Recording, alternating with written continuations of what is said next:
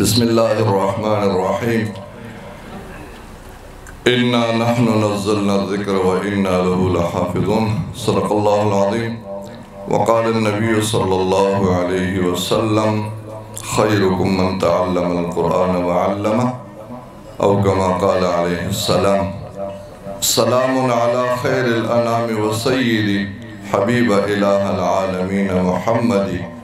بشير نذير هاشمي مكرم عطوف رؤوف من يسمى بأحمد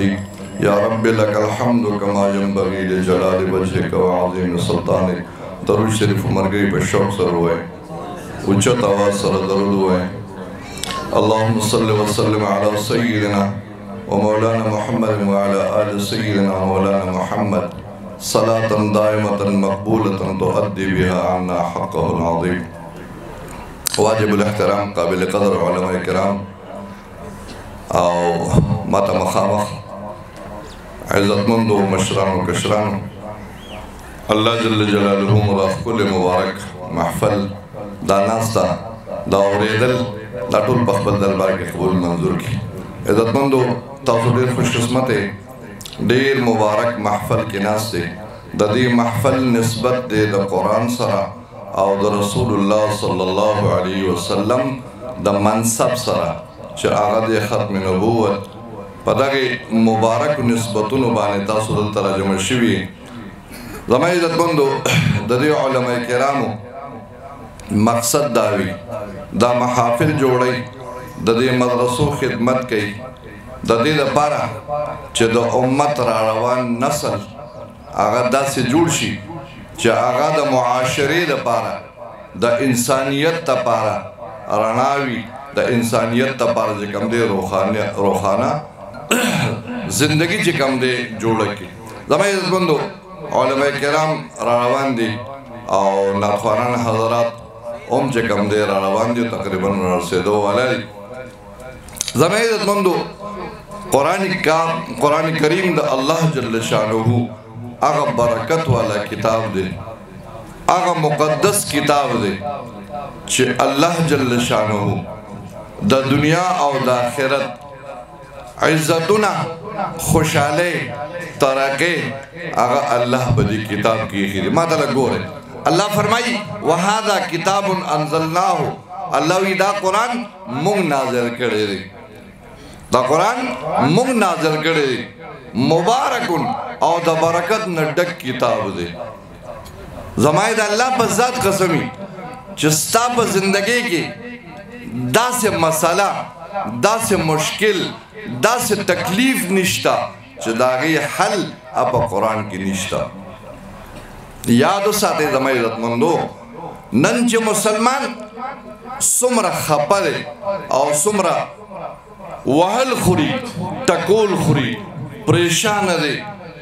داغی دا ٹول نلوی وجہ زمائی عزت مندو آغا دا قرآن نرو گردانی دا قرآن نا اعراض دے قرآن تا اہمیت نور کول لی دا قرآن پا احکامات و باندے عمل نکول لی زمائی عزت مندو زمان پا دے اکابرینو کی پا دے مشرانو کی یو عالم تیر شوی دی دا دے مرگو توجہ نشتا ما دا ناتخوانے دوران کی قاری نصیر اللہ ندیم سے دم رخ کلی تلاوتو کا تاسو یا خوب درگلے دے او یا چی کم دے تاسو توجہ نشتا لگ اچھت آواز بانٹول مرگی سبحان اللہ ہوئے دا سے نا دا سی ہوئے لکا سنگا چی پپردی جنج روانی ہو سنگا دا گاڑی پسر بانے اللہ ہوئے اللہ چی سنگا ہوئے اللہ نو دا سی سبحان اللہ لک پتید ہوئے معشومان تنیم دے معشران تنیم سبحان اللہ ہوئے ٹولا سبحان اللہ باندے تبلیغ والا مرگر صرف ہو کہنے کہنے رسول اللہ صلی اللہ علیہ وسلم فرمائی یو سبحان اللہ باندے پا جنت کی یو اون لگی او اگا اون دمرا دا داغی سور دمرا دے چی عربی اس داغی دا سور لاندے مندوئی سل کال داغی سور بن ختمی سبحان اللہ ہوئے زمان عزت مندو زمان پا دے آکابرینو کی مشرانو کی یو مشر تیر شوی دی امام غزالی رحمہ اللہ امام غزالی رحمہ اللہ چکم دے دا ډېر لوی عالم دی بزرگ دی دا الله ولی دی صاحب تصانیف عالم دی دا مشران ما ته لږه توجه یو 15 منټه زیشان قاري صاحب راشي ابا ناتخواني کوي او زه به د خپلې مدرسې له ځم زما 4 بجې کلاس به شروع کېږي زما عزتمندو دا امام غزالي رحمت الله علیه دی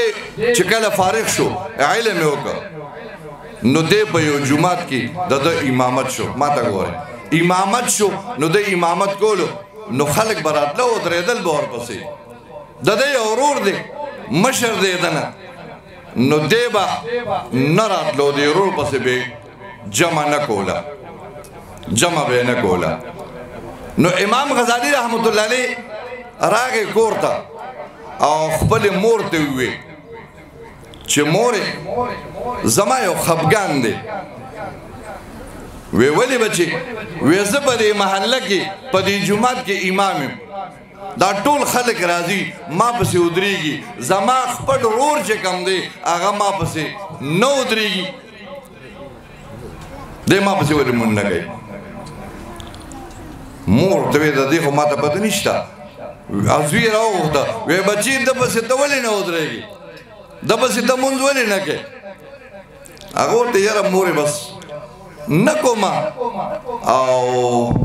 طبیعت مې نه مني وی نه د نن نه پس به ته ځې او د خپل ورور پسې به ودرېږي ده پسې به مونځ کې خلک چې کوم دی ټوله پسې ولاړي مونځ کوي او ته ورپسې نه کوې د مور خبره ومنله د مور خبره ومنله تاسو نوجوانانو ته چې د چا میندې جمدې دي یاد وساتئ ماسخوتن چې لاړ شي د مور خپو ته کښېنه که ته عالم یې که ته حافظ یې که ته هر څه یې ته لاړ شه د مور خپو ته کښېنه د مور په خپو باندې زور وکړه رسول الله صلی الله علیه وسلم فرمایي الجنت تحت اقدام الامهات جنت د مور د قدمونو لاندې دی د مور خبرې ومنله وی ټیک ده زه بس زم او مونځ ورپسې کوم لاړه امام غزالي رحمت الله علیه هم لاړه او ورپسې ودرېده چې کله ودرېده ما ته ګورئ چې کله ودرېده 2 رکعته وشو چې کله 3 رکعت شو نو د سلام واړو او راغی خلکو وی د امام غزالي صاحب ورور راغلی دی او ورور پسې ولاړ دی خو چې کله ده په 3 رکعت باندې سلام واړو او خلکو مونځ ختم کړو یو ته ګوري بل ته ګوري هلکه دا څنګه چل دی دا په 3 رکعت باندې سلام واړو 4 رکعته مونځ او 3 رکعته 2 رکعته وکړه په 3 سلام واړو هغه ته هم پته ولګي چې مور خو ما سره داسې کار وکړو نو ډېر زیات خفه شو چې نه دې کول خو نه دې کوله خو تا ما پسې 2 رکعته وکړه او 3 رکعت کې رانه لاړې نو دا خو تا سره سوا کړم تاسو وشرمولم نو چې کور ته راغې نو مور ته وایي چې مورې نور کله خو بیا راپسې مونږ نه کولو خو نن خو راغې ستا په وینا باندې ما پسې ودرېده او 2 رکعته مونځو کې 3 کې سلام واړولو او راغې نو دا خو زه کلي ته ډېر زیات کچه شوم او ډېر زیات رسوا شوم مور ورته ویل که دا ولې ما ته ګورئ مور چې کله دینداره مور کله عالمه مور منځګزاره نو ابد بچو تربیت کې زما د دې خبرې مقصد هغه دا دی چې مونږ او تاسو د دې خپلو ماشومانو بچو تربیت وکړو دا عالم ته کښېنو دا حافظ ته کښېنو د باندې علم وکړو د باندې خپل حق وپېژنو مور دواړه زامن مخامخ ځان ته کښېنوله ورته ویل لکه دا ولې نور کله به دې مونږ کو جماعت وي نو مونږ دې شروع کړو اوس په 3 رکعت کې سلام واړو هغه ته مورې اوسه پورې مې خبره نه کوله اوس درته خبره کوم چې ما ده پسې کله نیت وتاړه نو د 2 رکعته خو خشوع او حضور سره وکړه الله دې توجه باندې مونځو که 2 رکعته خو په 3 رکعت کې د ذهن د زړه یوې مسلې ته لاړه د زنانو د بیماری او د حیض متعلق یو مسله وه د ذهن هلته لاړه ما چې کله د په زړه باندې توجه وکړه نو د زړه مانځه کې نو د زړه په هغه مسله کې ګرځېده د زنانو متعلق څه مسله وه دی په هغې کې ګرځېده اوس دا ورورې زما عزتمندو د کوم علم خاوند دی د کوم کشف خاوند دی چې هغه د ده په زړه باندې توجه کړه. ورور هم څه معمولي نه دی. دا کشف او علم او دا زمونږ په دې اکابرینو کې احمد علی لاهوري رحمت الله علیه په علم کشف باندې چې کوم دی یو معروف احسان دی، یو کتاب دی 20 بڑے مسلمان، هغه کې د لاهوري سے په حالات لیکي. فرمایي یو ځل یو شاګرد ورته حضرت ما زما کمرې ته راشه، زما کور ته راشه، تا سره مې دعوت کړی دی. اچھا راغی، هغوی والا کمره برابره کړې وه بیټک کې. حضرت شپه وکړه.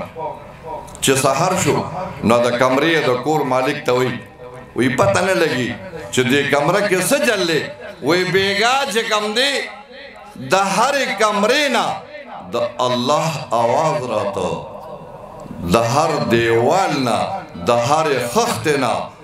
د الله آواز راتلو، د الله د ذکر آواز راتلو. وی دا راز راته ووایه چې د دې کمرې د دیوالونو نه آواز ولې راتلو. او ورته ویې صاحبه نوره خو راته پته نشته، خو دې کمره کې یو ځل سید حسین احمد مدني رحمت الله علیه په دې کمره کې چې کوم دی شپه کړې وه. د الله والا انسان عالم او بزرگ هغه چې په یو ځای کې وخت تیر کړي، هغه ځای د هغوی د وجه نه، د هغوی د ذکر د وجه نه، د هغوی د عبادت د وجه نه هغه دیوالونه هم د الله ذکر کوي. نو لاهوري صاحب ورته وی عجیبه خبره خو پکې بل هم ده. وی هغه څه وی د درې دیوالونو نه د الله آواز راتلو، د ذکر آواز راتلو، خو د دې یو دیوال نه د ذکر آواز نه راتلو. د دې څه وجه ده؟ دا خبره ډېره زیاته قیمتي ده، خو که مونږ پرې سوچ وکړو. وی د دې یو آواز د دیوال نه آواز نه راتلو. او ورته وایي د دې وجه صاحبه دا ده چې دا دیوال چې کومه شپه سید حسین احمد مدني رحمت الله علیه په دې کمره کې کوله، نو دا چې کوم دیوال نه ذکر آواز نه راتلو، دا دیوال د هغې نه وروسته والی شوی، سیلاب راغلی او دا چې کوم دی دیوال یې غورځولی، دا بیا موږ دوباره والی دی. زما مقصد دا دی عزتمندو چې موږ د خپلو بچو تربیت وکړو، او تربیت به موږ د هغوی داسې کوو چې هغه به دینداره جوړو، هغه عالم جوړو، هغه حافظ جوړو. اشرف علي تانوي رحمت الله علیه زنانو دپاره یو کتاب لیکلی دی بهشت زیور ورته وایي.